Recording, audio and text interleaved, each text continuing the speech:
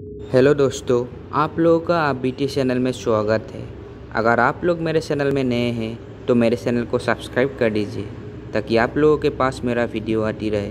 तो चलिए कहानी की शुरुआत करते हैं। मेरा नाम अर्जुन है और मैं एक ऑटो ड्राइवर हूँ। दिन हो या रात, जब भी मुझे सवारी मिलती है, जहाँ जाने के लिए कहते हैं, मैं उधर ही जाता हूँ। परंतु एक दिन मेरे साथ ऐसी घटना हुई कि अगर मैं उसकी याद भी करता हूँ तो फिर मैं दहल जाता हूँ, क्योंकि वो रात शायद मैं अपने ज़िंदगी में कभी ना भूल पाऊँगा। लेकिन मैं आज आपको उस दिन का सारा हाल बताऊँगा कि क्या हुआ था मेरे साथ। मैं रोज़ अपने घर से 8:30 या 9 बजे के करीबन अपना ऑटो लेकर निकल जाता हूँ, क्योंकि मेरे घर में 2 छोटे बच्चे हैं जो स्कूल जाते हैं। उनको तैयार करके नाश्ता करवा कर स्कूल भेजने में मुझे थोड़ा समय लग जाता है। मेरी पत्नी घर पर नहीं रहती, वो कहीं और रहती है। इस वजह से मैं रात को बच्चे की वजह से घर जल्दी आ जाता हूँ।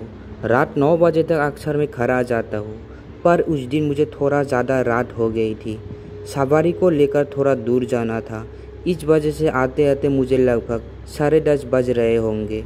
मैंने सोचा अब कहीं रुकना नहीं है, सीधा घर ही जाना है, तो मैंने रफ्तार के साथ अपनी ऑटो चला रहा था।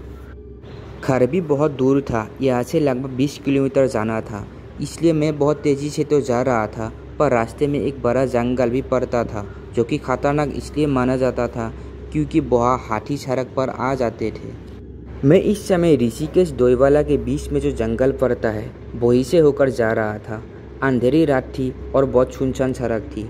इस समय पर मुझे यही डर था कि कोई जंगली जानवर न बाहर निकल आए। जंगल काफ़ी दूर तक फैला हुआ था। उस गहरे सन्नाटे में बस ऑटो की आवाज़ सुनाई दे रही थी। तभी ऑटो की लाइट पड़ी और अचानक मैंने देखा कि एक महिला बिल्कुल रोड पर खड़ी ऑटो को हाथ दे रही है।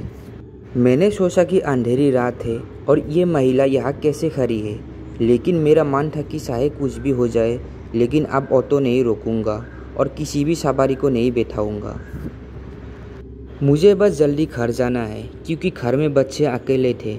तभी मैंने देखा कि वो महिला अचानक से रोड के बीचों बीच आ गई और मैं इतनी जल्दी अपना ऑटो नहीं रुक पाया और मैं अपनी रफ्तार से ऑटो को लेकर निकल गया।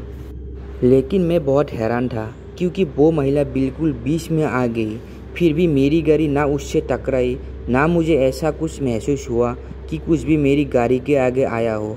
पर मैं भी गुस्से में बोला, मारना है क्या इस पागल औरत को? और मैंने भगवान को शुक्र माना कि सालों कम से कम बच तो गई। उस बात को भूलकर मैं गाड़ी को तेज़ी से चला रहा था। लेकिन मैं लगभग आधा किलोमीटर ही निकला होगा कि मुझे ऐसा एहसास हुआ कि जैसे ऑटो में कोई बैठा है। मैंने सामने शीशे में देखा, वही महिला जो अभी आधा किलोमीटर पहले हाथ दे रही थी, अब मेरे ऑटो में बैठी हुई थी। मैंने उसे ऑटो में बैठा देख मैं बुरी तरह से डर चुका था। मैंने सोचा ये कैसे हो सकता है। मैंने चिल्लाते हुए कहा, तुम कब बैठी? उस महिला ने तुरंत जवाब देते हुए कहा, क्या भैया जी, आपने ही तो गाड़ी रोकी, तब मैं बैठी हूँ। आपने ही तो बैठाया है मुझे। लेकिन मुझे पूरा विश्वास था, क्योंकि मैंने तो गाड़ी नहीं रोकी और ना ही मैंने इसको बैठने को कहा। तब ये बैठी कैसे, मैं यही सोच रहा था। तभी मैंने गुस्से से तुरंत ब्रेक मारी और उसे नीचे उतारने को कहा, निकलो बाहर, मुझे आपको नहीं ले जाना है, मुझे अभी बस घर जाना है। लेकिन उस महिला ने मेरी बात का कोई जवाब नहीं दिया। अब मेरा पारा गुस्से से हाई हो चुका था। तभी मैंने नीचे उतरकर ऑटो का दरवाज़ा खोला तो मुझे बड़ी जोर का झटका लग चुका था। मेरी आंखें फटी की फटी रह गई, क्योंकि अब वो महिला ऑटो में नहीं थी। मैंने सोचा ये क्या हो रहा है मेरे साथ, मुझे कुछ समझ में नहीं आ रहा है। और अब मैं डर के मारे मेरी हालत तो ख़राब हो चुकी थी और उस समय मैं बहुत घबरा गया था। मुझे लगा कि कहीं ये तो मेरा कोई वहम नहीं है, पर ऐसे कैसे हो सकता है। मैंने आज शराब भी ज़्यादा पी नहीं रखी थी। वैसे मैं अक्सर ऑटो चलाने के बाद घर आते समय थोड़ी शराब पी लेता हूँ, पर आज मैंने ज़्यादा नहीं पी थी, क्योंकि मुझे वैसे ही आज बहुत देर हो गई थी और अब इस घटना के बाद मेरा दिमाग ख़राब हो चुका था। पर मैं फिर किसी तरह गाड़ी में बैठा और गाड़ी को स्टार्ट करके तुरंत चलने में ही भलाई समझी। अब मैंने सोच लिया कि चाहे कुछ भी हो जाए, अब मैं गाड़ी नहीं रोकूंगा। और अब मैं गाड़ी को बड़ी तेज़ स्पीड से चला रहा था। शायद आज मेरी किस्मत ख़राब थी या फिर होने को कुछ और ही मंजूर था, क्योंकि ये सब बातें भूलकर मैं अब तेज़ी से निकलना चाहता था। खैर इतना हादसा हुआ तो फूलना भी आसान नहीं था, लेकिन मैं फिर भी जल्दी इस जंगल से बाहर निकलना चाह रहा था। लेकिन तभी मुझे ऐसा लगा कि मुझे किसी ने पीछे से पकड़ लिया हो और मैं थोड़ा सहम गया। और मैंने जैसे ही इस बार पीछे मुड़कर देखा तो अब की बार वही महिला फिर मेरे ऑटो में देखी, लेकिन इस बार उसका चेहरा बड़ा ही भयानक और ख़तरनाक था। उसने मेरी गर्दन पर हाथ रखा हुआ था। उसको देखकर मानो मेरी सांस ही रुक गई थी और उसने मुझे बड़ी भयानक आवाज़ में कहा, क्यों भैया जी, हमको कहीं नहीं ले जाओगे? हमको क्यों नहीं ले जाओगे? चलो कोई बात नहीं, अब हम ले जाएंगे आपको। अब तुम चलोगे मेरे साथ। उस महिला का इतना ही कहना था कि मेरे हलक से आवाज़ भी नहीं निकल पा रही थी। तभी वो महिला पीछे की तरफ बड़ी ज़ोर से खींचने लगी। ये देखकर मैं अपने आप को संभाल नहीं पा रहा था।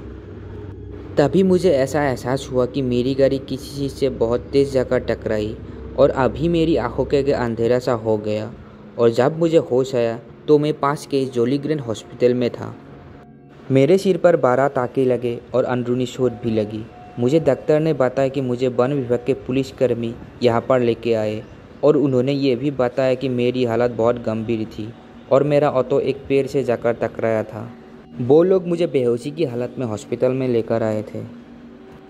अब मैं ठीक हूँ, लेकिन उस हादसे के बाद मैं उस रास्ते से जाने में अभी भी बहुत ज़्यादा घबराता हूँ। तो दोस्तों, हमारी आज की कहानी कैसी लगी कमेंट में ज़रूर बताना।